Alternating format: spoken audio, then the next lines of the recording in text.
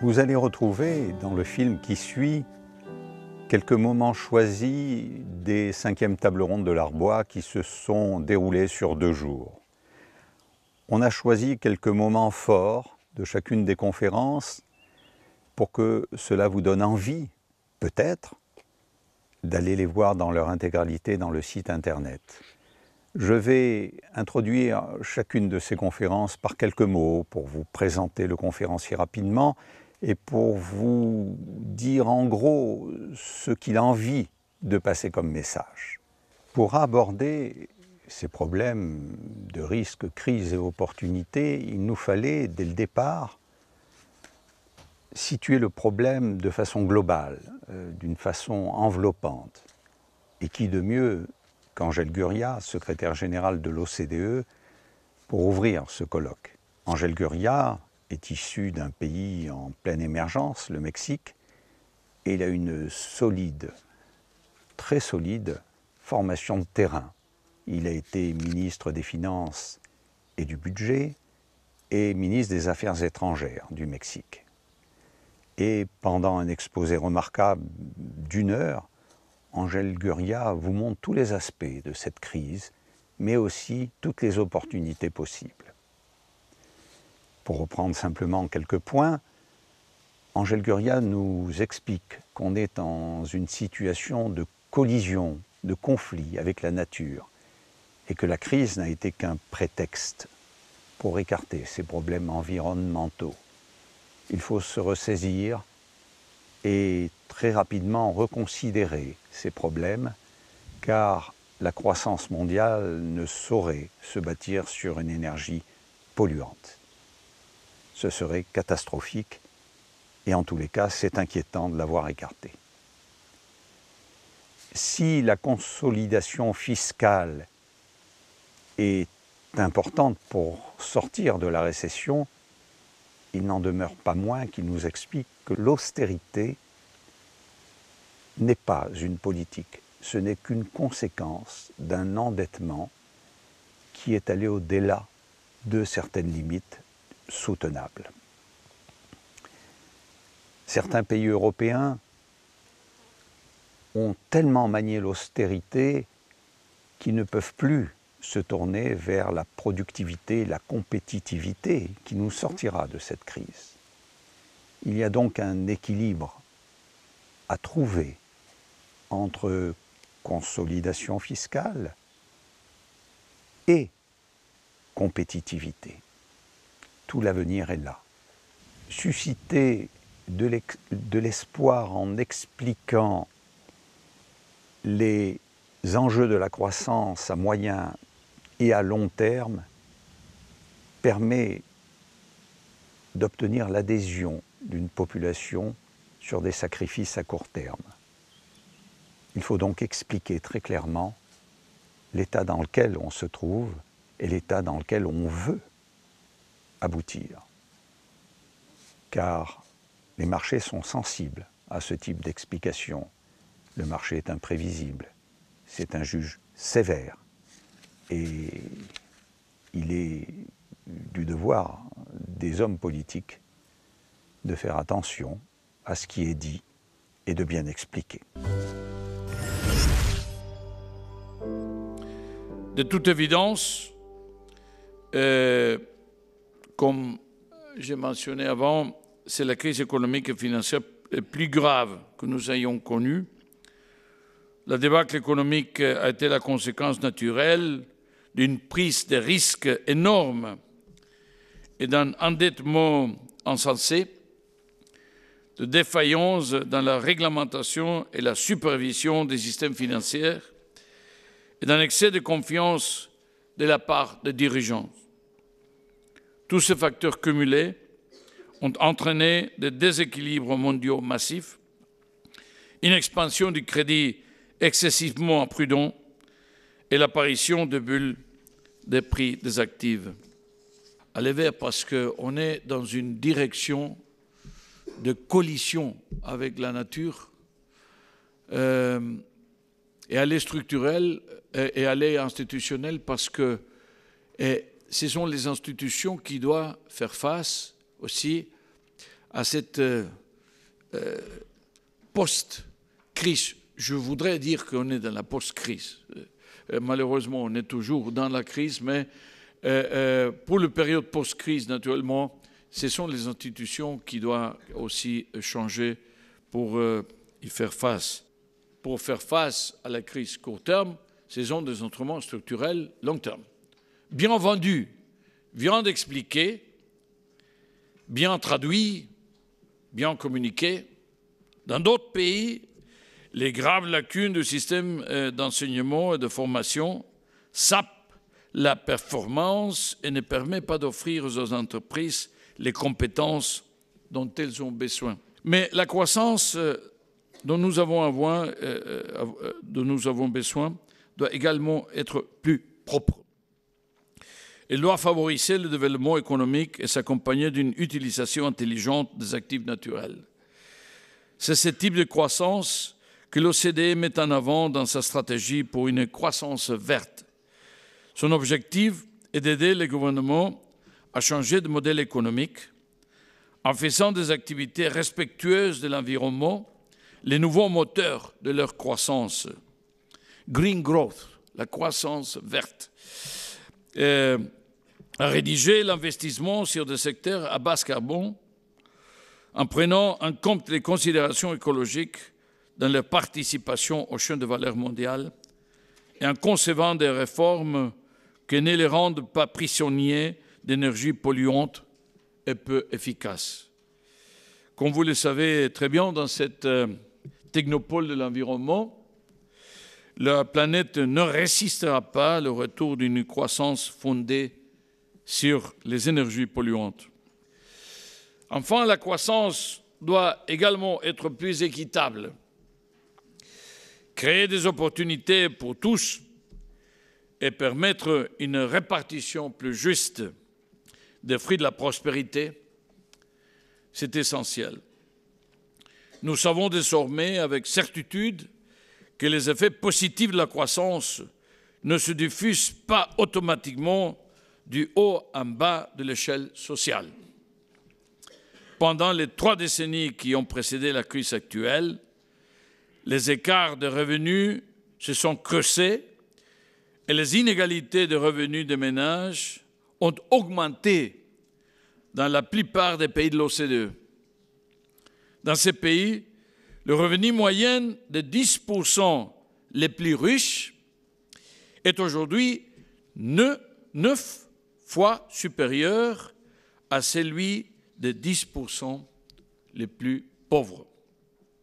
La logique de la déréglementation serait supplantée par une gouvernance financière digne de confiance, renvoyant les banques à leur fonction initiale qui consiste à servir la société. Le réchauffement climatique est aujourd'hui connu de tous, bien que personne ne sache que l'inventeur de ce réchauffement climatique est un Français, Claude Lorius, qui a participé à ces tables rondes quelques années auparavant. Ce réchauffement climatique, tout le monde le sait maintenant, serait dû à l'effet de serre de certains gaz, et en particulier du CO2, libérés par le grand développement industriel, donc par l'action anthropique. Eh bien, tous les scientifiques ne se rangent pas à cette théorie et à cette démonstration. Vincent Cortillo, que vous allez voir, est parmi ces grands scientifiques. C'est un physicien du globe, très connu, membre de l'Académie des sciences en France, mais aussi de l'Académie européenne, de l'Académie de Chine.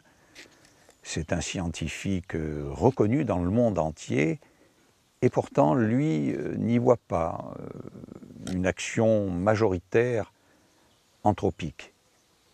il y voit une variabilité naturelle du climat. Ce qui le pousse dans ses arguments, c'est de montrer que depuis une dizaine d'années, la température marque un plateau.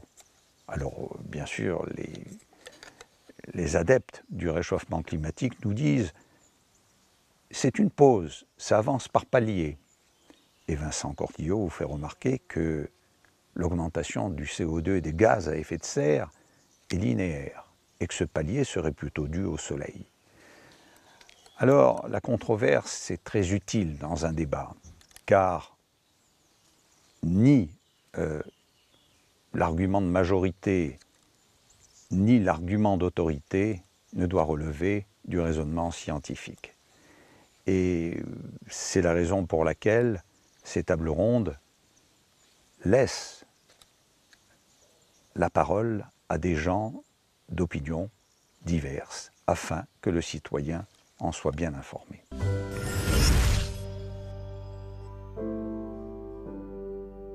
Vous voyez des nuages bleus et roses sur chacune de ces courbes, puis vous voyez la moyenne globale en bas à gauche, la moyenne pour toutes les terres émergées au milieu, la moyenne pour tous les océans du globe à droite. Dans pratiquement tous les cas, vous voyez que le nuage bleu est à peu près horizontal, que le nuage rose grimpe à partir des années 1970 et que le rose et le bleu semblent se détacher clairement l'un de l'autre. Qu'est-ce que c'est que ces nuages ?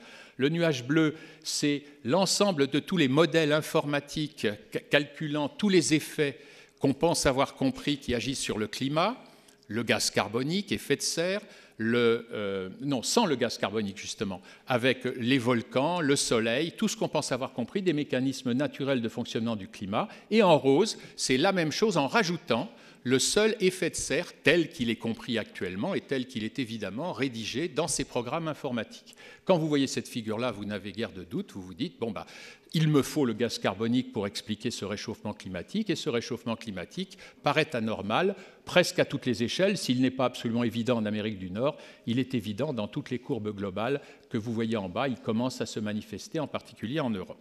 À notre grande surprise, la courbe en bleu que vous voyez doit être comparée à la courbe noire qui est en dessus. Il y a des ressemblances incontestables. Les échelles horizontales et verticales sont les mêmes, mais par exemple, cet énorme maximum de température, maintenant très bien reconnu aux États-Unis, est absent et sortirait complètement et des courbes roses et des courbes bleues. Donc les données nord-américaines ne sont pas compatibles avec les modèles tels qu'ils étaient synthétisé en 1997, et qui plus est, ça nous paraît important, la variabilité le record de température, toutes années confondues, ce n'est pas très important, mais c'est 1930, ce n'est pas dans les 10 dernières années, les 10 premières années du XXIe siècle, c'est tout proche, hein, mais la météo américaine a reconnu que l'année 30 avait été la plus chaude aux États-Unis.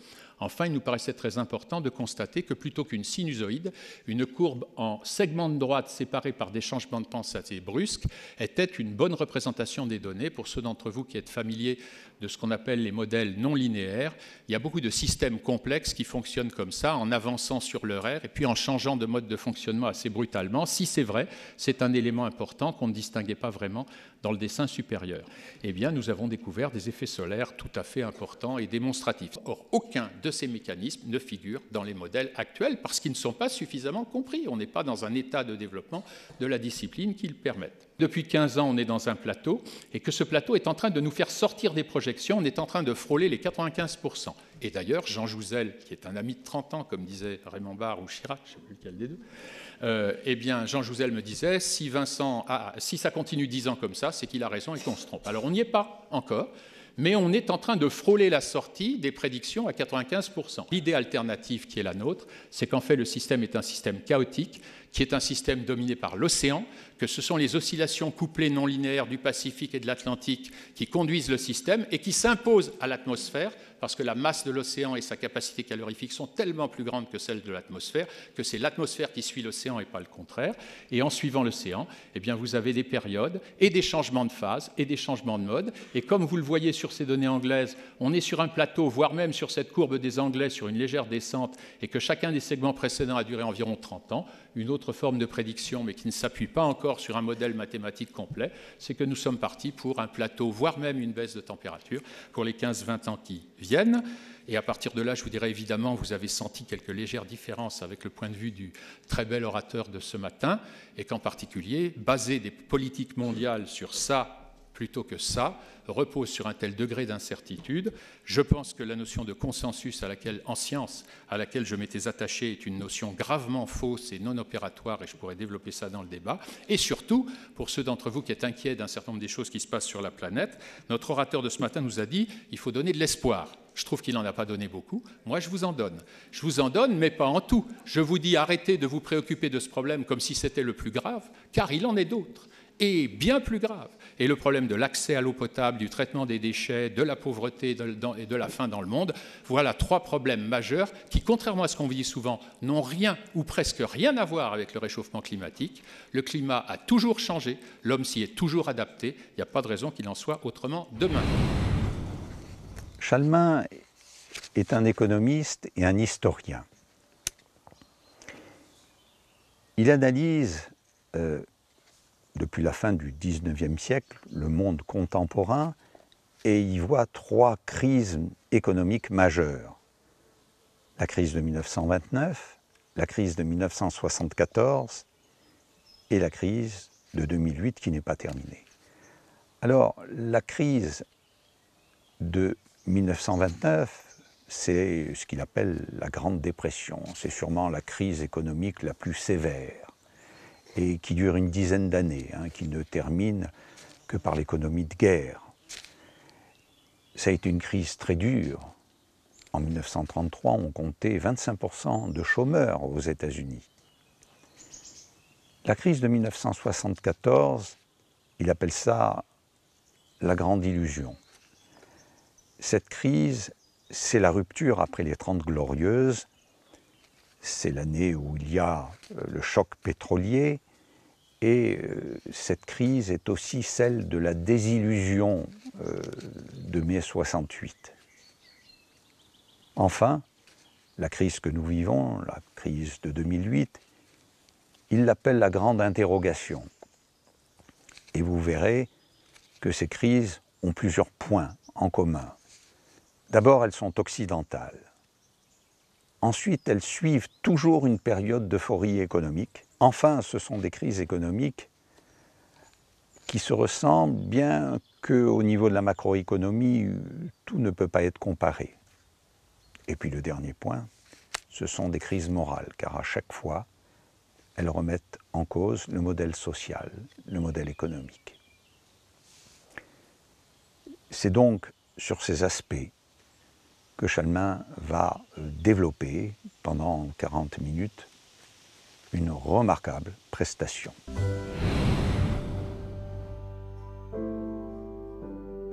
C'est vrai qu'aujourd'hui, nous sommes au cœur de la 3e crise majeure du monde contemporain. Et pour moi, il y a eu 3 crises essentielles, 1929, 1974 et 2008. 1929, et quand je dis 1929, 1974, 2008, je fais référence au moment le plus aigu de la crise, le moment où le patient est transporté d'urgence à l'hôpital. Il est clair que la crise, elle dure beaucoup plus longtemps. On va le voir. 1929, c'est la Grande Dépression. C'est la crise, peut-être du point de vue économique, qui a été la plus marquée. Et elle dure en réalité toutes les années 30. 1974, c'est l'année du choc pétrolier, souvenez-vous. J'aurais tendance à l'appeler la grande illusion. C'est une crise qui commence plus tôt en réalité, car en fait il faut y intégrer la contestation de la société de consommation de la fin des années 60. Mai 68 fait partie quelque part de la crise de 74. 2008, alors c'est facile, j'ai dit la Grande Dépression, la Grande Illusion. 2008, elle est pour nous aujourd'hui la grande interrogation. Elle commence en réalité en 2006 sur le marché immobilier américain. Et elle dure encore aujourd'hui. Nous sommes toujours dans la crise. Alors, certainement, nous, beaucoup les Européens, parce que nous avons aussi nombre de doutes économiques européens, et de doutes institutionnels, de doutes politiques, mais elle dure aussi encore. Et au moment où je vous parle, nous sommes en 2013, c'est un petit peu si je participais aux tables rondes de l'Arbois réunies par Daniel Nahon en 1932, il n'était pas né, ou en 1977, je démarrais à peine mes sinistres activités. Deuxième remarque, ces crises suivent toujours une certaine période d'euphorie économique. La crise de 29, elle fait suite aux années folles, les années de l'après-guerre, les années 20, Gatsby le Magnifique, etc. La crise de 74, elle met un terme à cette extraordinaire période, notamment en Europe, qui avait été les 30 Glorieuses. Et enfin, la crise de 2008, eh bien, elle met un terme à une période que l'on avait appelée, souvenez-vous, celle de la nouvelle économie, le temps de la mondialisation heureuse et de la nouvelle économie. Et qui unit quelque part ces trois crises, c'est qu'elles sont en même temps des crises morales. À l'occasion de chacune de ces crises, nous assistons à une remise en cause du modèle économique dominant. C'est une critique directe du capitalisme débridé, de la mondialisation sur les crises de 29 et 2008. C'est une critique de la société de consommation. Ce que le marché ne peut faire, ce que l'État n'a plus les moyens de faire, et pas seulement pour des raisons budgétaires, eh bien, c'est à l'individu de le réaliser. C'est ce qu'il appelle la grâce du don. Et cela me rappelait une phrase d'un grand patron qui avait servi Georges Pompidou et qui s'appelle Bernard Eisenberg, qui disait « Au fond, l'économie de marché, c'est probablement le meilleur de tous les systèmes si vous êtes capable, en son cœur, de mettre un petit peu d'amour du prochain. » Ben, c'est peut-être ça, la leçon très paradoxale de ces trois grandes crises, c'est qu'elles nous invitent, elles nous ont invités, peut-être plus celle-là que les autres, parce que là, il n'y a plus, je dirais, de cache-sexe idéologique derrière lequel on puisse s'abriter. Elle nous permet de sortir par le haut, de ne plus attendre de miracles économiques.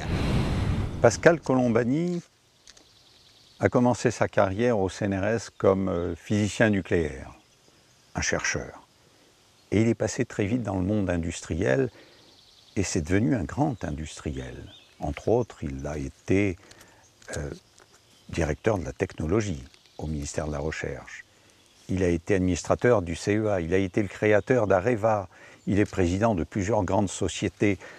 Il a baigné toute sa carrière dans l'énergie. Et aujourd'hui, il vient nous parler des perspectives énergétiques d'une façon très positive. D'abord, il fait un premier constat, que l'énergie continuera à se développer. Elle continuera tout simplement parce que les besoins des pays émergents et des BRICS, comme on les appelle, va presque doubler. Mais bien sûr, il va falloir le faire de façon fiable et durable. Quand on regarde les distributions d'énergie et les perspectives, il y a, on va dire, 2 ou 3 ans, elles ne bougeaient pas trop. On avait une exploitation du charbon de l'ordre de 23% sur la palette énergétique, du gaz de 27% à peu près, du pétrole de 36%, du nucléaire de 6%, alors que les énergies renouvelables ne représentaient que 8%.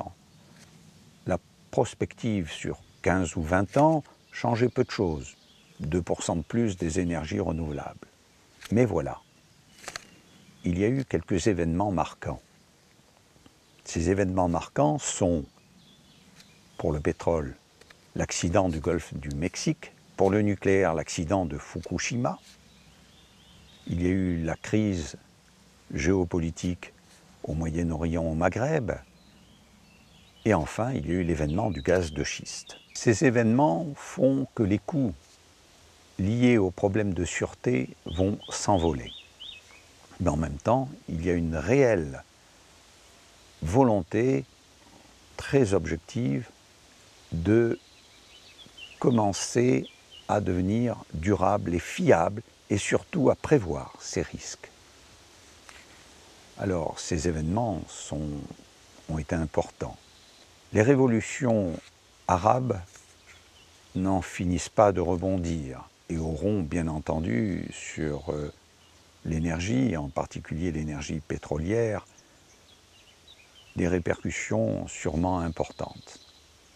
Enfin, l'événement gaz de schiste va donner un sacré coup, notamment au nucléaire, en tous les cas aux États-Unis. Et ça va tout changer la donne énergétique. Pourquoi? Parce qu'aujourd'hui, aux États-Unis, grâce au gaz de schiste, le coût du travail est diminué d'un quart ou d'un tiers. Et l'énergie industrielle coûte 2 fois moins cher qu'en Europe. Et si on considère l'Asie relativement, c'est encore supérieur. Il va donc y avoir, dans les années qui arrivent, des modifications importantes et Colombani nous brosse un magnifique panorama de l'ensemble des énergies dans les quelques extraits qui vont suivre. Alors il y a quand même eu deux, trois événements là récemment qui modifient un petit peu la perspective. Alors le premier, en fait, je n'en suis pas encore là, le premier, c'est l'accident du Golfe de Mexique. Le deuxième, c'est l'accident de Fukushima. Le troisième, c'est la situation géopolitique au Moyen-Orient, les révolutions arabes, etc. Et enfin, l'émergence du gaz de schiste. Dans une moindre mesure, la nouvelle politique européenne de promotion d'énergie décarbonée. Alors, ça bouleverse un peu la vision quand même. Et ça veut dire qu'il y a un certain nombre de conséquences. Les coûts liés aux exigences de sûreté vont s'envoler. Et d'autre part, une réelle volonté d'évaluer objectivement les coûts de chaque mode de production commence à prévaloir. Alors, on passe au nucléaire. Et ce que je voudrais vous dire, c'est que Fukushima n'a pas tué le nucléaire, mais son développement est retardé par des exigences plus grandes en matière de sûreté. Et toujours pour faire le lien avec le gaz de schiste, aux États-Unis, le gaz de schiste a quand même porté un coup quasi fatal à court terme au nucléaire. Et de bien voir qu'aux États-Unis, qui est un pays où l'on prête beaucoup d'attention au retour sur investissement, la structure du retour sur investissement du nucléaire est beaucoup moins favorable pour des utilities qui, en général, ont des capitalisations relativement faibles, beaucoup moins favorable que construire des usines des usines de production de gaz. Alors la fusion, je voulais dire un mot sur la fusion, parce que je vais dire la fusion. Écoutez, franchement, c'est un programme de recherche très intéressant. Il faut que je fasse attention parce que je suis à Aix ici, quand même. Oui. Bon, c'est un programme de recherche sûrement très intéressant sur les matériaux, sur la simulation, sur la modélisation. Mais tout à l'heure, je parlais des perspectives en termes de production d'énergie des réacteurs rapides, des réacteurs de génération 4. La fusion, c'est disons que les perspectives de production à l'échelle industrielle, pratiquement, je dirais, des perspectives de production pratiquement nulles. Louise Fresco est un chercheur remarquable. C'est une dame très écoutée dans les cercles internationaux. Elle a été directrice adjointe de la FAO et dans son pays fait de très nombreux débats sur l'alimentaire dans le monde. Alors elle nous délivre aujourd'hui un message très positif. La crise alimentaire ne dépend pas en fait de la nourriture. Voilà ce qu'elle nous explique. Il y a assez de nourriture pour tout le monde. C'est plutôt une crise de la pauvreté, une crise d'accès à l'aliment. Depuis 10 000 ans, c'est-à-dire depuis la naissance de l'agriculture, l'humanité n'a connu que des situations de pénurie, de famine. Et d'un coup, depuis 50 ans, c'est l'abondance. L'abondance de nourriture, mais elle ne sait pas la gérer. L'histoire de l'agriculture est l'histoire de nos erreurs. On va y remédier, progressivement, mais des risques ont subsisté, notamment le risque chimique avec les produits phytosanitaires et le risque sanitaire tout court, qui est sûrement pour elle le risque le plus dangereux, par notre promiscuité avec les animaux domestiques. Enfin, notre façon de s'alimenter a drastiquement changé, si je peux m'exprimer ainsi, sur le fond et sur la forme. Désormais, on a un recours de plus en plus grand aux protéines animales, et ce n'est pas près de s'arrêter parce que les pays émergents ont besoin de protéines animales, et en même temps, on ne mange plus de façon conviviale, ou au moins beaucoup moins. On mange rapidement, on mange seul, c'est le fast-food, c'est le finger-food. Et en même temps, le paradoxe, c'est qu'on n'a jamais eu autant d'obèses, et que cette obésité est devenue une maladie mondiale inquiétante.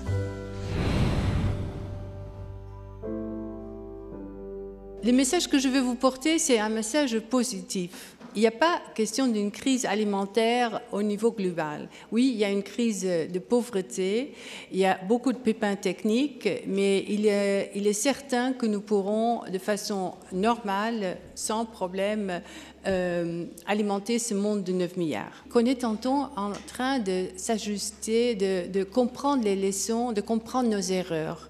Et je ressens de temps en temps une certaine impatience parmi nous, en fait c'est mon impatience aussi, pourquoi on ne fait pas mieux.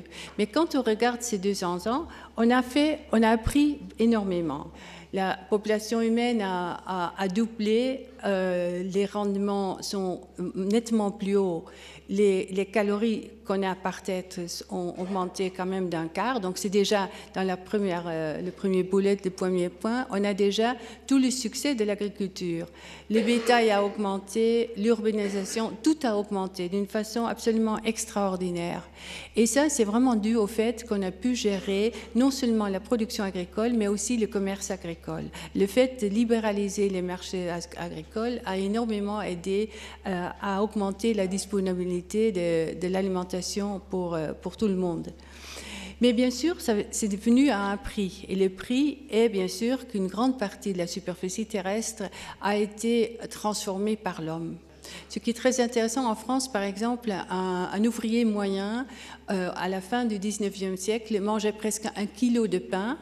Et sa grande, disons, le grand apport de calories était dans le pain, dans les sucres lents, les féculents, et pas dans la graisse. Aujourd'hui, les féculents ne prennent que 30% des apports caloriques dans le régime moyen.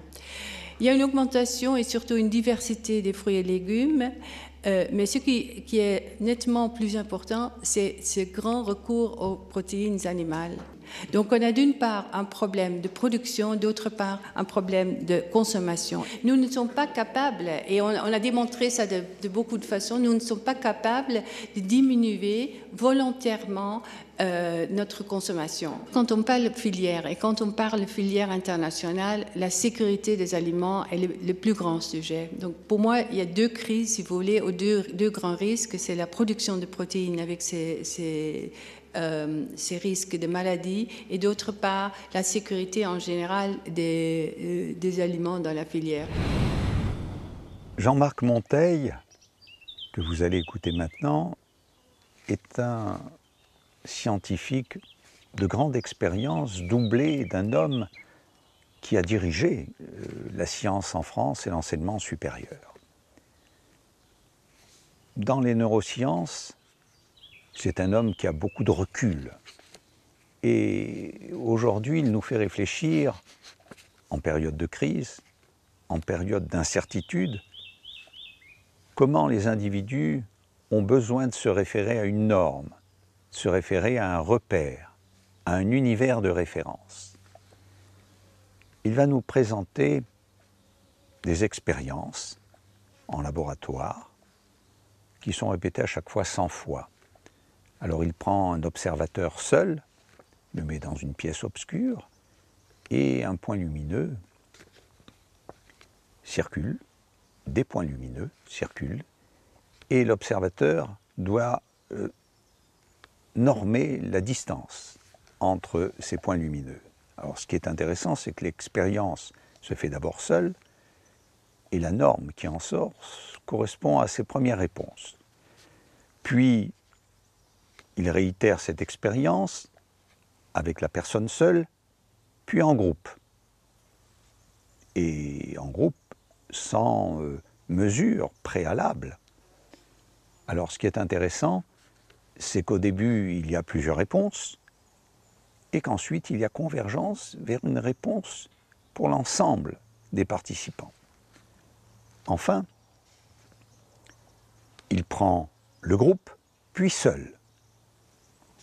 Et alors, ce qui est intéressant, c'est que très vite, on se réfère à ce que l'autre a dit. C'est-à-dire, on a l'impression que c'est autrui qui a la bonne réponse. Cette expérience est très porteuse, parce qu'elle nous montre, lorsqu'on veut définir des normes, qu'il faut faire excessivement attention aux conditions dans lesquelles on les fait. Et notamment, dès qu'il y a une hiérarchie, celle-ci influence terriblement la norme à laquelle l'individu se réfère. Mais je n'en dirai pas plus, l'expérience est pleine de richesses et de sous-entendus, car imaginez que ces références aux normes soient faites dans le milieu politique.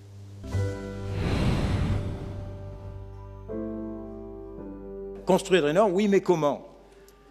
Quand il y a incertitude sur la validité de ses propres réponses.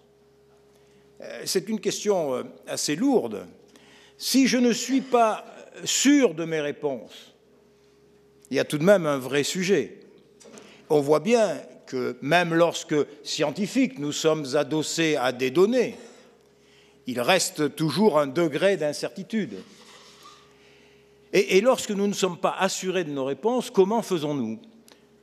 On place un sujet dans une pièce totalement noire, où encore une fois, il voit déplacer ce point lumineux de manière erratique, et on lui demande d'apprécier le déplacement. Il y a trois conditions. Il y a une condition dans laquelle le participant est seul dans cette pièce. Puis il y a une condition dans laquelle il est seul, puis en groupe. Autrement dit, il est seul, mais il y a d'autres personnes dans la pièce qu'il ne connaît pas. Et puis il y a une condition dans laquelle il est d'abord en groupe, c'est-à-dire avec ceux qu'il ne connaît pas, puis ensuite seul. Alors si on regarde ce qui se produit quand il est toujours seul, on constate que le sujet prend comme repère ses premières réponses. C'est-à-dire que placé dans une situation d'incertitude totale, pour construire un repère, pour construire une norme, pour construire une référence, appelez-la comme vous voulez, mais là, il s'agit bien de construire un repère, ma première réponse est une première information. Et je vais utiliser cette première information pour pouvoir répondre successivement, et ainsi de suite. Quand il est en condition seul, puis en groupe, ça veut dire qu'en effet, il répond, vous voyez ici, vous avez une réponse, la personne A, la personne B, la personne C font des réponses différentes, puisqu'en effet, ils n'ont aucun point de repère commun. Puis ensuite, on a une première session de groupe où on fait nouvelle expérience, on réédite la demande, on s'aperçoit qu'il y a un processus de convergence qui est en train de s'installer. Autrement dit, la norme individuelle influence la construction de la norme collective, et chacune des normes individuelles a un poids, évidemment, dans la production de la norme collective. Appropriation d'une norme construite socialement, la norme est construite socialement, c'est extrêmement important. Elle est construite socialement, c'est-à-dire qu'elle n'a aucune légitimité objective. Il n'est pas complètement indifférent de savoir quelle information il faut donner préalablement pour favoriser la construction d'un repère collectif qui deviendra demain un mode de comportement individuel. On m'entend mal, très bien. Donc, on voit bien que dans une perspective qui serait une perspective d'influence, on pourrait dire, sous des formes qui soient moins éthiques, dans une perspective de manipulation, faire construire une norme collective pour pouvoir générer des comportements individuels ou faire construire individuellement une norme et puis ensuite faire construire une norme collective, on voit bien qu'on peut amener des individus à prendre, entre guillemets, des positions que par ailleurs ils n'auraient pas prises avec d'autres types d'informations. Pourquoi utiliser autrui comme étant un repère?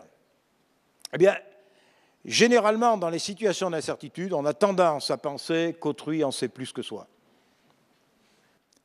Dans des situations qui sont des situations qui présentent des interrogations importantes, notamment par rapport à la projection sur l'avenir, dans des logiques de projet avec des prises de risques importantes, on voit bien qu'il y a une réflexion minimale à conduire sur la façon dont il faut organiser les situations, ne serait-ce que pour communiquer à l'endroit de ceux dont on veut voir évoluer le comportement dans un sens qui soit susceptible de satisfaire ce qu'on pourrait appeler ici, dans un mot un peu valise, l'intérêt général.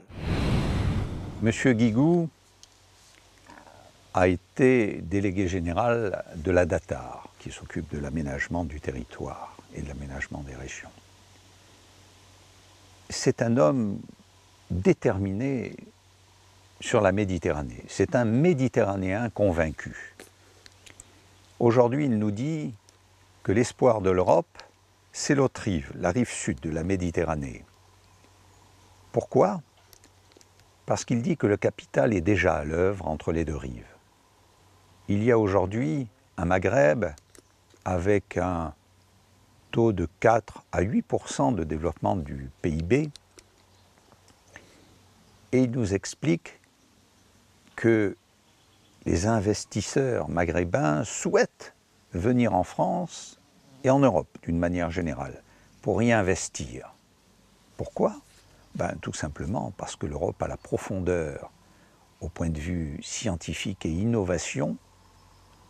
C'est un marché unique avec 500 millions d'habitants, l'Europe des 27 dont on parle.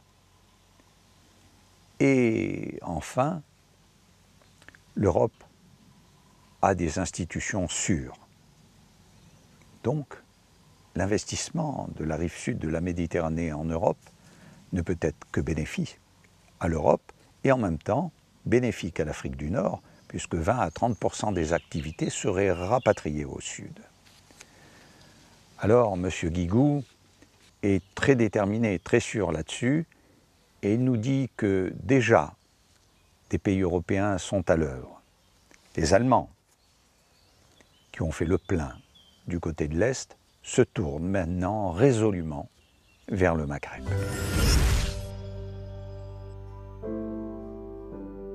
Nous avons une poudrière au sud, couplée avec le réchauffement climatique, avec une certitude sur le réchauffement climatique. Autant on n'est pas certain sur le plan politique, mais le réchauffement climatique est certain. Nous avons fait des études, faire des études par le GIEC, et tous les spécialistes du réchauffement climatique nous disent s'il y a un point, un lieu dans le monde où nous sommes absolument certains qu'il va y avoir un réchauffement très fort, c'est sur la Méditerranée.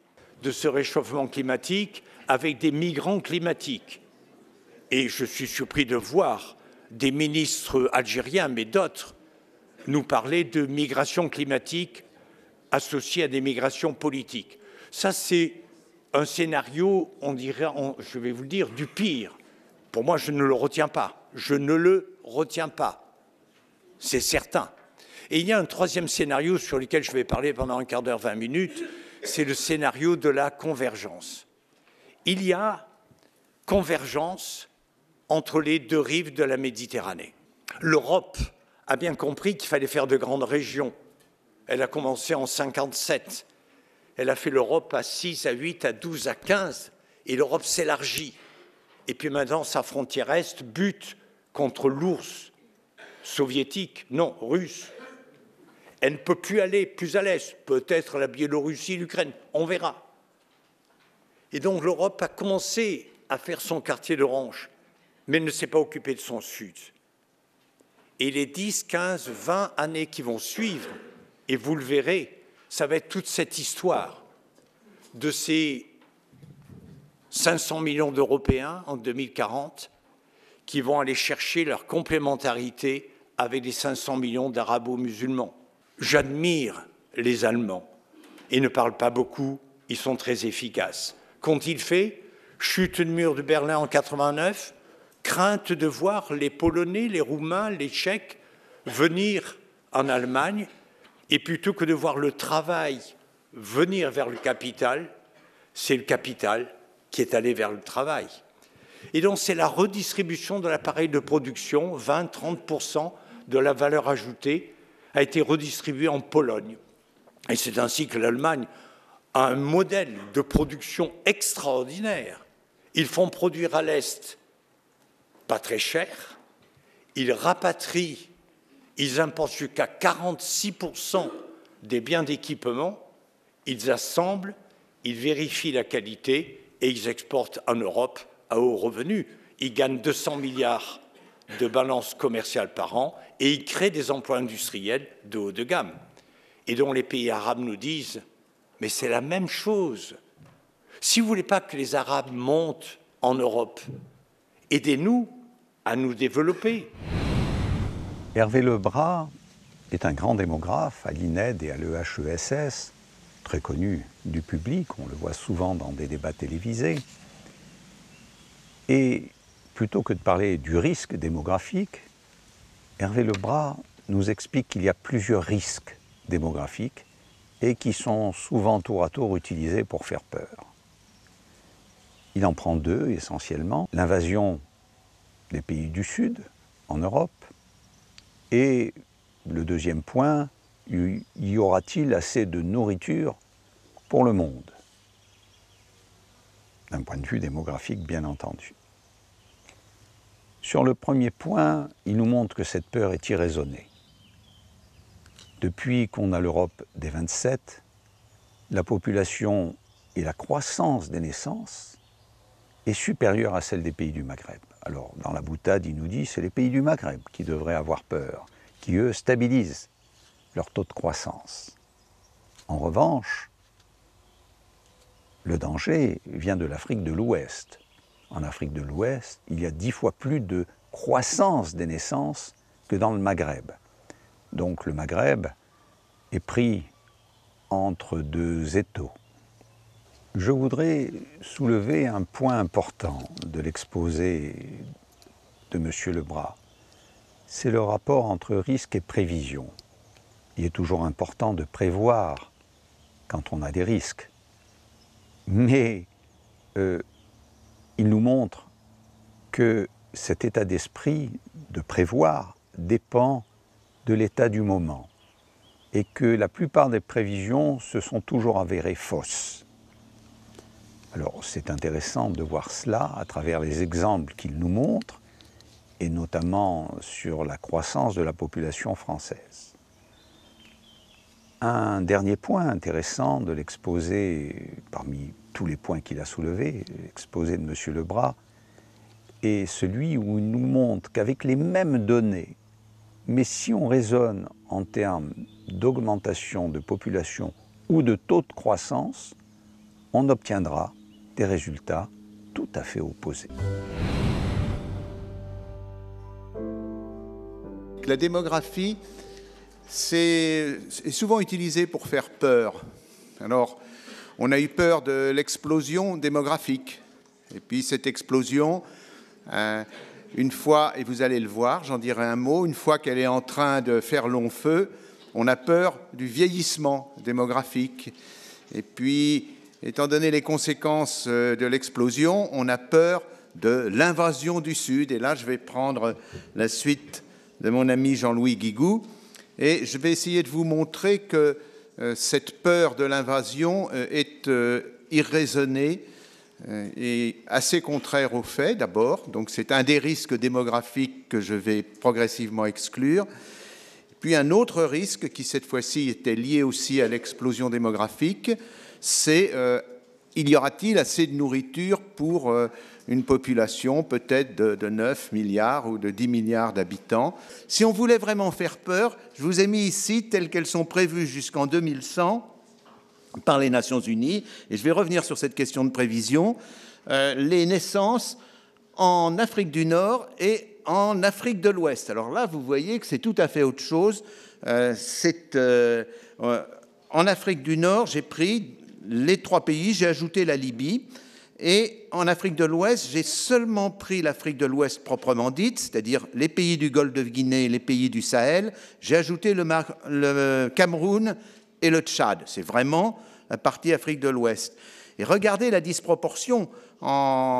L'Afrique du Nord devient, en termes de naissance, un nain politique. Donc si on appliquait la méthode du rapport Ramsès, ce n'est pas à nous de craindre une invasion d'Afrique du Nord, c'est l'Afrique du Nord qui devrait vraiment craindre une invasion de l'Afrique de l'Ouest. Ça vous montre à quel point la prévision est sensible à l'état d'esprit du moment et ça vous apprend à vous défier de la prévision. Autrement dit, il y a suffisamment et très largement de quoi nourrir la population actuelle et même la population future si on résout 2 problèmes du système qui sont le gaspillage, c'est cela dont on parle le plus souvent parce que ça a l'air facile, en fait c'est très difficile, et puis la question de la nourriture des animaux à partir des céréales et de produits de l'agriculture. Daniel McFadden est professeur émérite à l'université de Berkeley. Mais c'est avant tout un prix Nobel d'économie en 2000. Il nous a fait l'honneur de venir. Il parle en anglais, mais dans un anglais clair et compréhensible. Les biens et les services environnementaux contribuent au bien-être des populations. Ils peuvent avoir une valeur positive, comme la beauté d'un paysage, ou une valeur négative, comme une nuisance, comme une pollution, comme un risque. Mais ces valeurs ne sont pas évaluées par des marchés.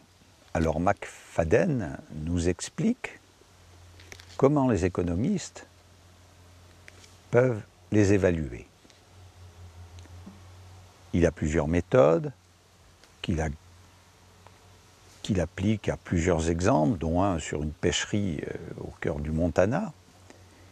Ces méthodes permettent aux décideurs publics d'évaluer, de fixer des taxes, de concevoir l'impact sur l'environnement, des pollutions, et bien entendu d'essayer d'évaluer les dépenses que la société doit mettre en jeu pour combattre ces pollutions, pour combattre ces risques.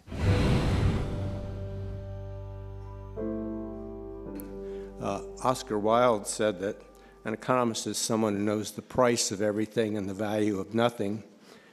He's too kind. We don't know the value of everything. Another comment, economics is like the inflatable structures that enclose tennis courts in cold climates, composed of modest amounts of machinery and a great amount of hot air. There is, of course, scientific dispute about the causes of climate movements, but these questions are largely independent of the question of where climate change comes from. Another example, there is a technique called fracking, a new technology for obtaining petroleum from locked strata. The petroleum is bound in strata, and by use of high-pressure water and chemicals, these strata are fractured, freeing the petroleum. And this is a technology which is gaining rapid use in the United States and I think elsewhere. It has some potentially rather large environmental consequences, possible groundwater contamination, earth movement, earthquakes, surface activity associated with the oil production and transportation, and increased carbon emissions from the final use. So the question is, what is the value to consumers of restricting fracking in some areas? For example, Los Angeles is on a basin of, sits on the top of a basin of oil, petroleum. At this point, what remains is locked. There's quite a bit of it there. And it would be quite a major issue as to whether to engage in fracking under the city of Los Angeles. So those are the two techniques, and the one that involves the price increase from E to C is called the hedonic price method, and the one that involves the calculation of the Dupuy area is called the travel cost method. Hervé Lorenzi, vous allez le voir, est un homme de grande intelligence qui embrasse très rapidement les problèmes du monde avec en toile de fond la crise. C'est un homme qui a travaillé dans de nombreux cabinets depuis les ministres Chevènement, Fabius, qui a été conseiller aussi de Madame Cresson lorsqu'elle était Premier ministre, qui a été au cabinet de Strauss-Kahn également. Et c'est un homme qui a une façon de voir la crise actuelle de façon très différente. Pour faire comprendre, il se réfère à 6 mots. Réel, incertitude, contrainte, erreur, spécificité, intergénérationnelle. Alors, prenons très rapidement, pour le présenter, 3 exemples dans le réel. D'entrée de jeu, Hervé Lorenzi se situe parmi les économistes qui pensent que le cœur de crise est plus un problème d'économie réelle qu'un problème d'aggravation de la finance. Elle serait due au transfert massif d'activités des pays de l'OCDE vers les pays en voie de développement. Le deuxième point, la crise est déterminée par les endettements. Quand en sortira-t-on? Endettement privé et public, c'est sûrement pas demain, comme il le dit, notamment pour la France. Et quand il pense aux conjecturistes, bien malin celui qui pourrait dire ce qui va se passer en 2014. Ce sont les contraintes qui vont déterminer le monde. Et la plus forte contrainte est celle de l'oscillation des masses humaines. Le problème qui va se poser est celui du vieillissement de la population et comment, dans ces pays industrialisés, vont s'équilibrer les investissements et l'épargne.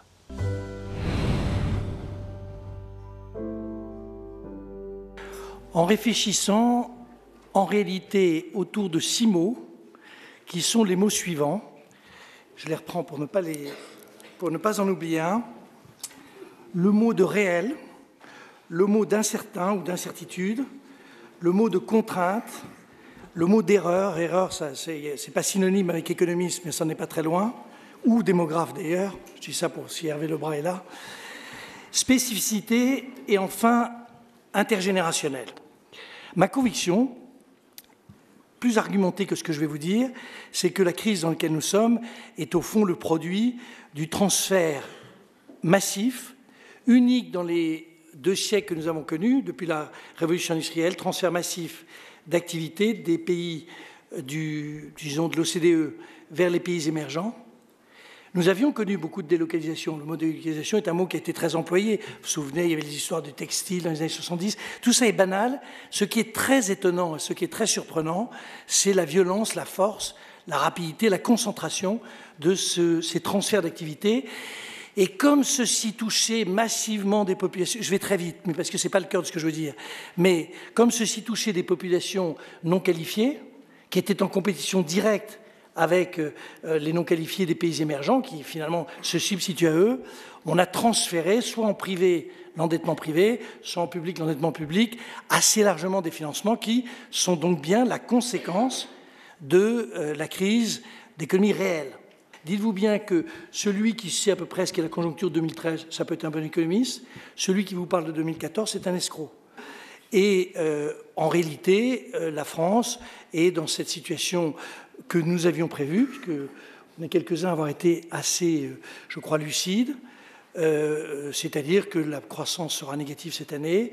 Et donc, de ça, après vous avoir dit économie réelle, je vous demande de dire, quand on est dans cette perspective-là, on essaie de comprendre quelles sont les contraintes de l'économie réelle qui vont apparaître, c'est mon troisième mot, quelles sont celles qui vont déterminer le monde tel qu'il va se fabriquer.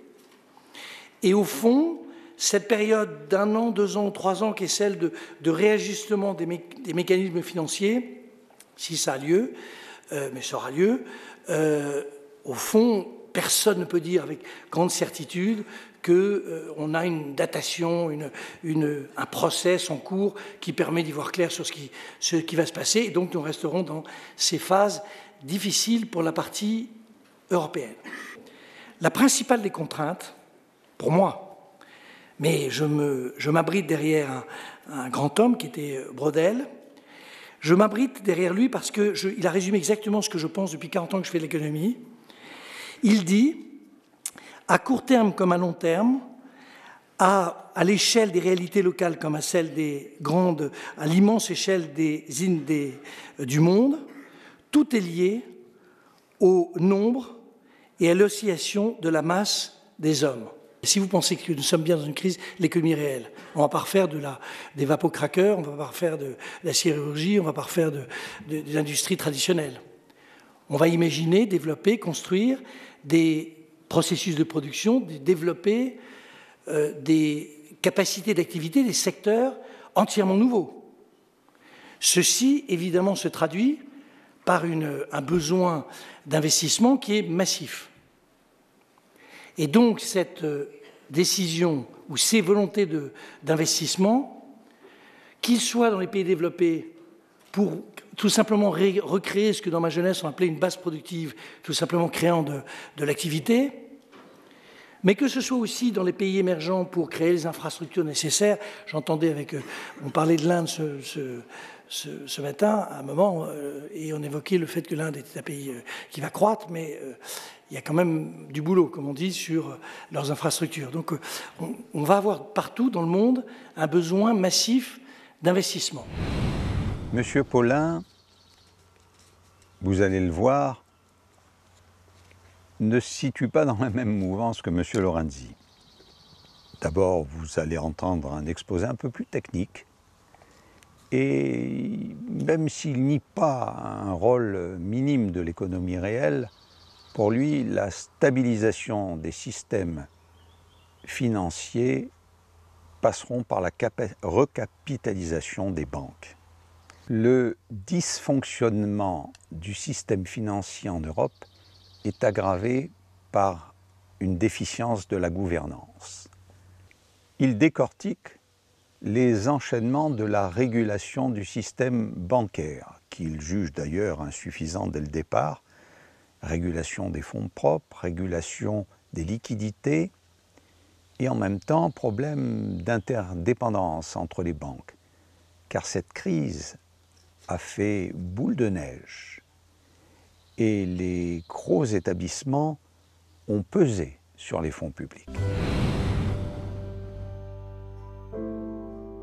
C'est ça qui est étonnant, c'est que dans le domaine de la finance, on a l'impression que les expériences ne servent jamais à rien, qu'au fond, les banquiers ne retiennent rien de leurs mauvaises expériences passées. Le cas de l'Espagne, c'est qu'ils se sont trouvés avec un taux d'intérêt qui était fixé au niveau européen en fonction de la conjoncture moyenne européenne dominée par l'Allemagne et par la France notamment.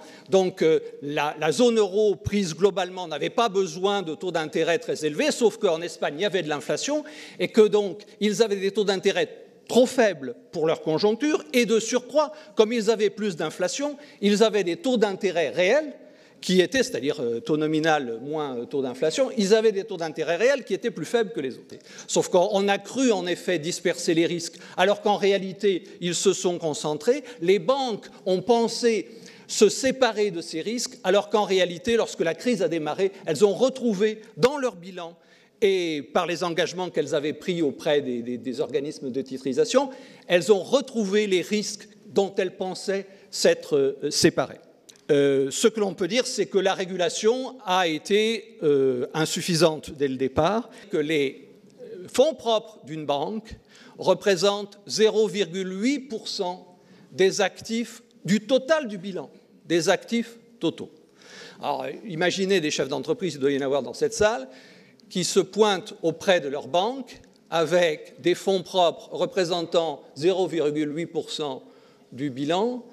J'ai peur que vous soyez relativement mal reçus. Or, il faut bien voir que les dépôts sont la ressource la plus stable des banques, même si ce sont des dépôts à vue. De façon paradoxale, la ressource la plus stable des banques, ce sont les dépôts à vue. Donc, à partir du moment où les dépôts diminuaient, eh bien évidemment, ça mettait les banques en situation de risque de liquidité.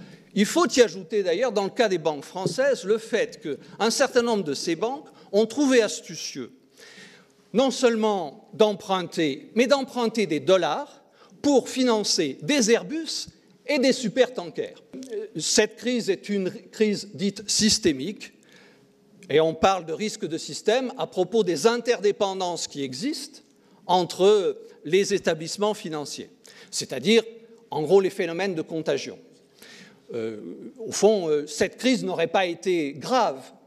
Ce n'est pas parce qu'un certain nombre de ménages espagnols auraient fait faillite sur leur endettement immobilier, ce n'est pas parce que les banques américaines ont fait des bêtises avec leur prix, avec leur crédit subprime, qu'on aurait pu en arriver là. Si on en est arrivé là, c'est parce qu'il y a eu effectivement ces phénomènes de contagion, c'est-à-dire cette crise a fait boule de neige. Non seulement elle s'est répandue, mais elle a fait boule de neige. On nous parle beaucoup des États-Unis et de Goldman Sachs, cette pieuvre qui aurait capté tous les leviers du pouvoir. En France, la collusion entre la haute fonction publique, les politiques et le lobby bancaire sont peut-être plus développées que ce n'est le cas aux États-Unis. Patrice Debré est ce qu'on appelle un grand médecin. C'est un professeur d'immunologie à la Pitié-Salpêtrière, qui a été directeur scientifique de l'INSERM, qui a été président du CIRAD et qui a été ambassadeur de France pour le sida. Il a la modestie des grands chercheurs et la connaissance extraordinaire de l'histoire des maladies infectieuses. Il nous présente toute cette histoire jusqu'à ce qu'on arrive à cette notion d'émergence. Et lorsqu'on parle de maladies transmissibles, il faut attendre la deuxième moitié du XIXe siècle. Et là, on se rend compte que l'homme vit avec le microbe et le microbe vit avec l'homme. Il y a une coévolution, il y a une adaptation à l'environnement, une adaptation et des échanges de parties de gènes avec l'hôte. Et cette coévolution entraîne sans arrêt le pathogène à se réhabiliter ou à disparaître pour un temps. Car les maladies infectieuses, c'est 25% des décès dans le monde, 14 millions de personnes par an. C'est le décès des 2/3 des enfants de moins de 5 ans. Il faut savoir que ces maladies infectieuses, presque 340 sont apparues entre 1940 et 2004. Alors on les a combattues après la guerre grâce aux antibiotiques, mais très vite, il y a eu des adaptations à ces antibiotiques. Et il nous cite même qu'on a retrouvé dans un débris de mammouth des microbes qui étaient déjà résistants à des antibiotiques. C'est donc une course effrénée entre l'homme et le microbe au milieu d'un concept darwinien qui est la coévolution. Et bien entendu, il faut se faire à l'idée que, contrairement à ce que de grands scientifiques disaient, il faut vivre avec les pathogènes, il faut vivre avec les épidémies, et il faut les combattre en n'oubliant jamais la dimension humaniste, ce qu'on a eu jusqu'à présent tendance à oublier en mettant les pestiférés de côté.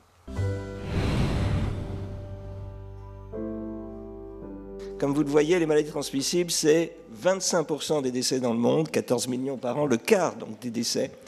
Les 2 tiers qui concernent des enfants des moins de 5 ans, avec une grande disparité. C'est 40% des maladies mortelles en Afrique sous-saharienne dans les pays du Sud, c'est 15% au Nord. Et vous voyez que d'emblée, on entre dans cette différence qui existe entre le Nord et le Sud. Mais les maladies infectieuses, nous les avons eues, nous les aurons encore, et on peut en promettre qu'il y en aura toujours. Le microbe vit avec l'homme et l'homme vit avec le microbe. C'est à Pasteur que revient la vraie démonstration qu'il y avait une possibilité de transmissibilité par les microbes. La première est une expérience que Pasteur et Robert Koch, qui a découvert le bacille de la tuberculose, ont tous les deux fait à quelques années d'intervalle, l'un avec du sérum et l'autre avec de l'urine.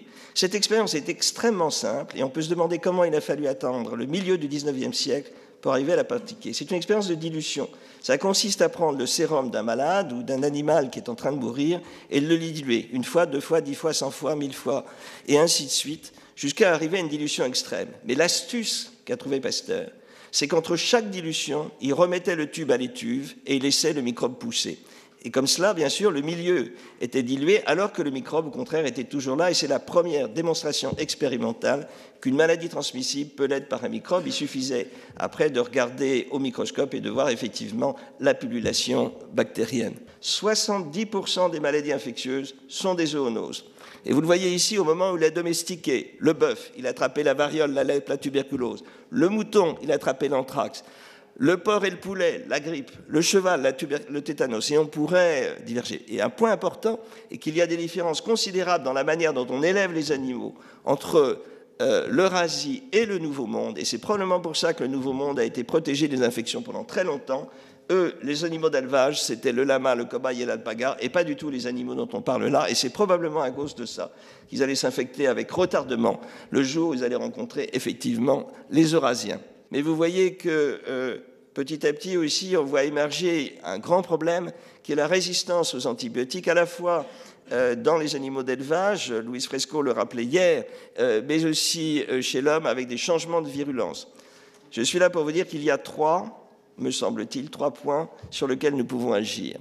Le premier, c'est la recherche. On ne le dira jamais assez. La recherche, la recherche, la recherche. La recherche et la veille. Et la recherche et la veille, elle est faite justement par ces chasseurs de virus que vous voyez en haut, à droite.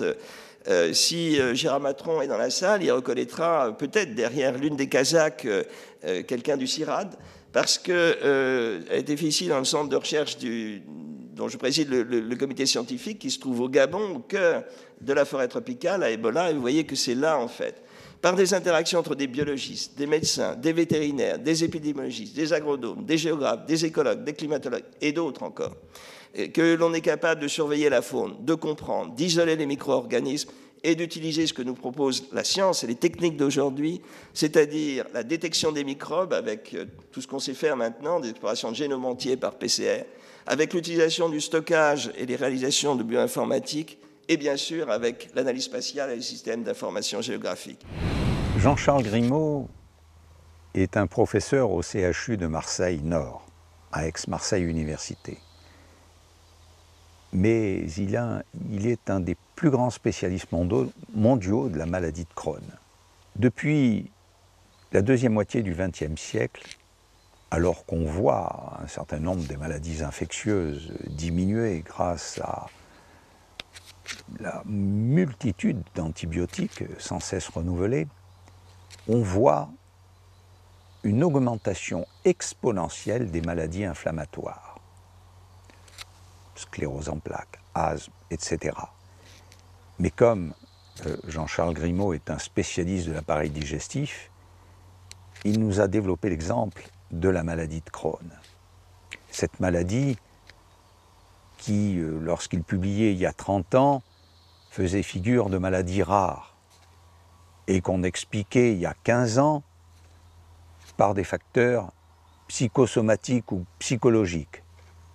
Aujourd'hui, il y a 8000 cas nouveaux par an. Et on a une explosion, et cette explosion touche tout le tube digestif, depuis la bouche jusqu'à l'anus, avec des conséquences embêtantes qui demandent une hospitalisation pour 20% des cas, qui demandent une opération pour 50% d'entre eux.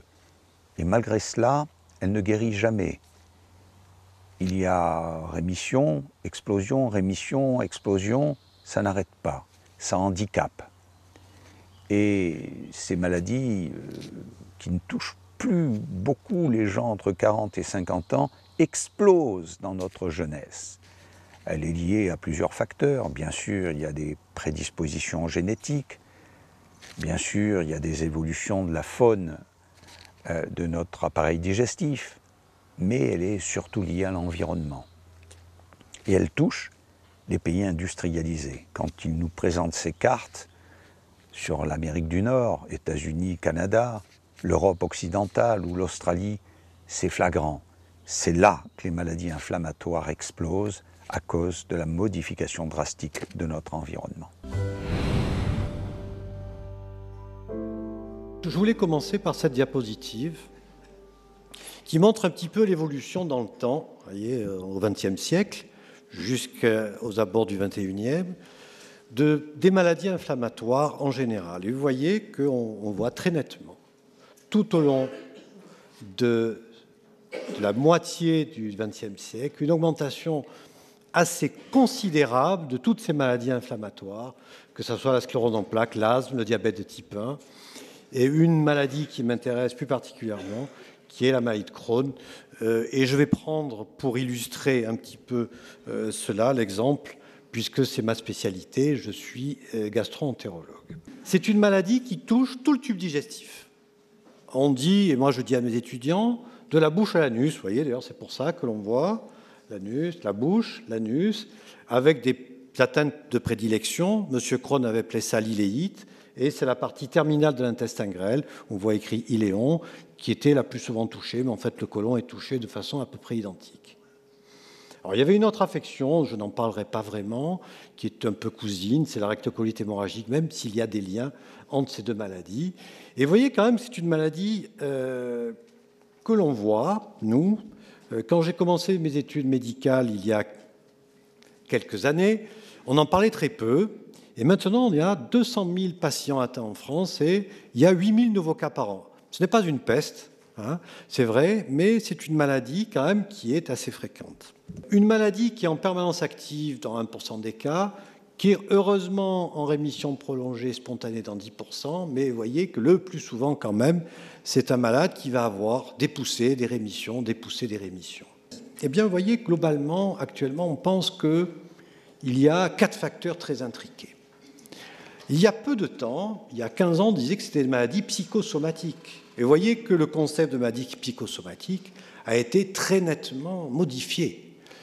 Et il est vrai qu'un seul facteur ne permet pas l'arrivée de la maladie, puis un jour, la faute n'a pas de chance. Ces facteurs se rencontrent et la maladie apparaît. Le premier, c'est un facteur de susceptibilité génétique. Donc c'est vrai qu'on a besoin de certaines anomalies génétiques pour qu'il y ait cette maladie. On en a trouvé une quinzaine maintenant. La première par un Français, on a mis Hugo à Paris. La deuxième est très importante. On rejoint un petit peu peut-être la maladie infectieuse à nouveau dans cette maladie, la participation aux anomalies de ce qu'on appelle la flore intestinale, les microbes luminaux, les antigènes microbiens luminaux. Et puis je ne parlerai pas de la réponse immunitaire qui en découle, mais surtout ce qui nous intéressera de l'environnement. Alors, est-ce qu'il est vraiment certain que l'environnement a une part importante dans la physiopathologie de ces lésions? Eh bien, oui. Donc c'est un accroissement majeur en 20 ans de l'incidence de cette maladie. Philippe Busquin est un homme particulier. C'est un grand scientifique, un physicien aussi, physicien nucléaire, qui a été professeur à l'université, mais qui s'est investi dans la vie politique. Il a eu des tas de fonctions. Il est ministre d'État belge. Et surtout, il a été entre 2000 et 2005 le commissaire européen chargé à la recherche le plus brillant que nous ayons pu connaître, en tous les cas que j'ai pu connaître lorsque j'étais directeur de la recherche au ministère. C'est un homme d'idées, de progrès. Aujourd'hui, il nous parle du principe de précaution qui est par essence très européen. Et comment le concilier avec une innovation dont on a tant besoin pour sortir de la crise? Aujourd'hui, l'agenda 2020 de l'Europe prévoit l'excellence scientifique, prévoit la primauté industrielle et prévoit un effort pour la société européenne. Tout cela nécessite bien sûr un effort pour la recherche et l'innovation qui aujourd'hui en Europe d'une manière générale représente 2% du PIB, alors que lorsqu'on individualise les pays du Nord, Suède, Norvège, Finlande, c'est 3% du PIB, à 4% du PIB, l'Allemagne c'est 3%, la France c'est 2,4%. Et pourtant déjà l'agenda 2000 défini dans l'espace de la recherche européenne définissait d'atteindre très rapidement ces 3%. L'Europe est compliquée, ça ne facilite pas l'innovation, et 13 ans après le début de cet agenda, il y a une perte de l'innovation européenne, et il faut se ressaisir, car tout cela résulte d'un mauvais usage du principe de précaution.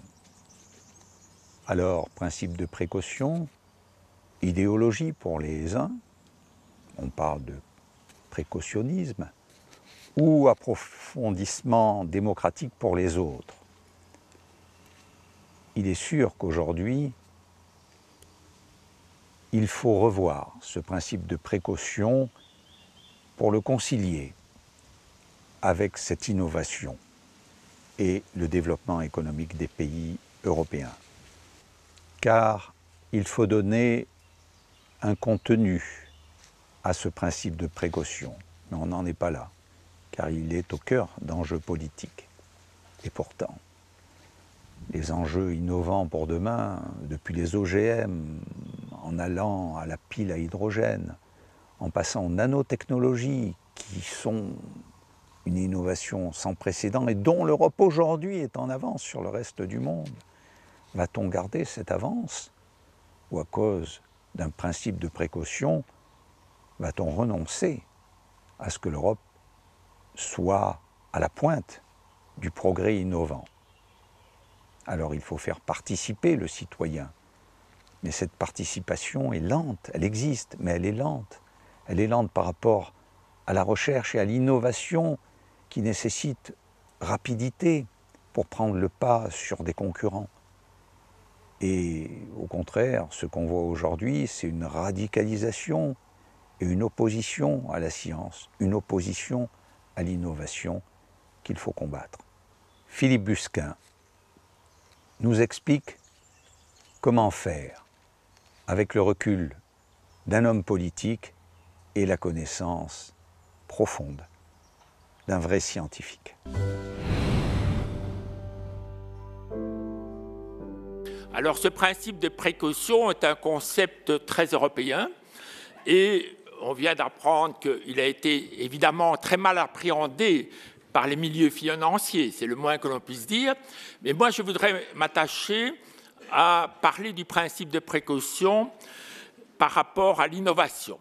D'autant plus que, comme on l'a dit, pour sortir de la crise, il y aura besoin de progrès technologiques et de nouveaux développements liés à l'innovation. Alors que l'effort de recherche de l'Union européenne stagne toujours autour de 2% du produit intérieur brut, avec l'exception de pays comme la Suède, dont on a parlé tout à l'heure, qui, elle, est à 4%, comme la Finlande et un peu moins le Danemark, et l'Allemagne, qui est prête à 3% du PIB. 13 ans après, nous devons constater que la part de l'Europe dans les technologies nouvelles, dans les produits nouveaux, on vient de faire allusion à Samsung, a diminué. Et ce qui était encore à peu près 90% de la 90% de la connaissance et du développement technologique qui se faisait dans le triptyque États-Unis, Japon, Europe, à la fin des années 90, 90, est aujourd'hui seulement de 70%. Le bon vieil adage de Jacques Delors, unis dans la diversité, ça devient de plus en plus difficile à obtenir cette union dans la diversité. Mais donc, prenons l'exemple des OGM. En 1999, il y a un moratoire, et les conditions du moratoire étaient très claires. On pouvait accepter les OGM en Europe, puisqu'il y avait un débat avec les Américains sur cette question, à condition qu'on établisse la traçabilité et qu'on labellise. Ainsi, chaque citoyen européen était libre de choisir, comme il choisit dans une alimentation, s'il y a un colorant ou pas, aurait été libre de choisir s'il mangeait ou pas des OGM. Donc, c'était la condition pour lever le moratoire. Et donc, comme commissaire à la recherche, je me suis employé, avec mon collègue David Byrne, qui était commissaire à la santé, à mettre en œuvre cette obligation. Et donc, on a créé un réseau de laboratoires européens qui est encore et qui est toujours aujourd'hui le meilleur au monde pour détecter les OGM. Donc, avec des normes communes dans tous les pays européens qui avaient une référence commune. Et mon collègue Byrne a développé des mécanismes de labellisation avec moins de 0,6% d'OGM dans le produit. Tout cela a été fait, et ça c'est un souvenir que je veux vous faire partager, quand nous nous sommes retrouvés devant le Conseil des ministres, non pas dans la séance publique, parce que là, les ministres sont accompagnés de leurs collaborateurs et ils ne disent pas toujours la même chose. Il faut dire à leurs collaborateurs ce qu'ils ont envie de dire, mais quand nous sommes au déjeuner, c'est là que ça se discute et c'est là que ça devient la réalité. Eh bien, je me souviens qu'un petit pays, mais avec le grand plaisir des autres, a dit non, alors que nous avions fait le travail. Donc, normalement, on aurait dû acter la levée du moratoire. Eh bien, un petit pays qui était le Luxembourg, le ministre du Luxembourg a dit non, moi, je dois d'abord consulter mon opinion publique. Ce qui a fait la joie d'autres pays qui sont embrayés. Et donc, depuis 2003, on consulte toujours les opinions publiques. C'est-à-dire qu'on n'a rien fait. Depuis 2003, il n'y a pas le moindre progrès institutionnel sur les OGM à l'échelle européenne. Et donc, au niveau européen, par rapport à ces différences, il n'y a jamais de majorité qui peut très clairement se définir. Et donc, la gouvernance n'est pas bonne. Comme on a parlé de la difficulté de la gouvernance financière, celle-ci est aussi difficile. Vous venez de voir ce film. Et j'espère que vous aurez été convaincus pour désormais vous porter sur le site et regarder plus en détail les interventions de ces grands personnages, de ces grands scientifiques, de ces grands penseurs. Les tables rondes ne s'arrêtent pas là. L'année prochaine, elles seront de nouveau à Aix, à l'université. Elles se tiendront les 9 et 10 avril 2014 et porteront cette fois sur l'homme dans tous ses états. Et vous verrez tour à tour comment l'intelligence est née, comment nous sommes sortis du singe, comment l'intelligence a progressé et comment l'homme aujourd'hui, qui est un homme neuronal, un homme de science, un homme bionique, mais en même temps qui est un parent, qui est un enfant, qui est un grand-parent, mènent leur vie dans la société et nous faisons appel pour cela à des anthropologues, à des préhistoriens, à des neuroscientifiques, à des philosophes et à des sociologues. À très bientôt donc aux prochaines tables rondes. Merci.